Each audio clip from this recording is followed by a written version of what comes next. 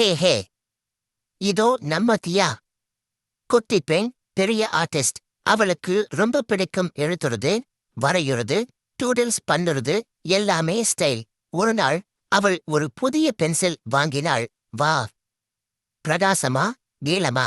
அந்த பென்சில் கூட நினைச்சது, அம்மாடி, நம்ம ஸ்டார் ஆக போறோம். சில நாள்ல அந்த பென்சில் சின்னாச்சு, தலை குறைந்தாச்சு. தியா கோபம். ஐயோ, இப்போ நீ சின்னாச்சு. போய் வா டஸ்ட் பில்ல. அவள் எரிய போகும்போது டிங்.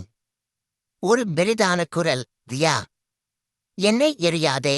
தியா குலுங்குறாள். ஐயோ, யார் பேசுறது? பென்சிலா?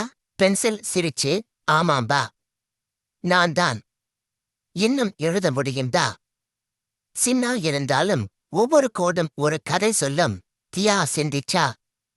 ஹோம், உண்மையா சொல்றது போல இருக்கு. அவள் பென்சிலை மீண்டும் எடுத்தாள். அவள் வரைய ஆரம்பிச்சா. ஒரு அழகான மலர். பென்சில் மகிழ்ச்சியாய் எழுதிக்கிட்டே இருக்குதே. பாரு பாரு, நான் இன்னும் ஸ்மூத்தா எழுதுறேன். தியா சிரிச்சு, நீ சரி. உன்னை எரியாம நான் என் கனவுகளை வரைய போறேன். அந்த நாள் முதல் தியா எந்த சின்ன பொருளையும் தள்ளவில்லை. அவள் எல்லா பென்சிலும், ஈரேசரிலும், ரூலரிலும், ஈவன் கவர்லையும் கவனிச்சாள். அந்த பென்சில் இன்னும் தியாவின் பென்சில் பாக்ஸ்லே ஸ்பெஷலா இருக்கு. மோரல், சிரித்துக்கொண்டு சின்னதாக இருந்தாலே தள்ளாதே. சில நேரம் சின்னவங்களை பெரிய மாற வைக்கும்.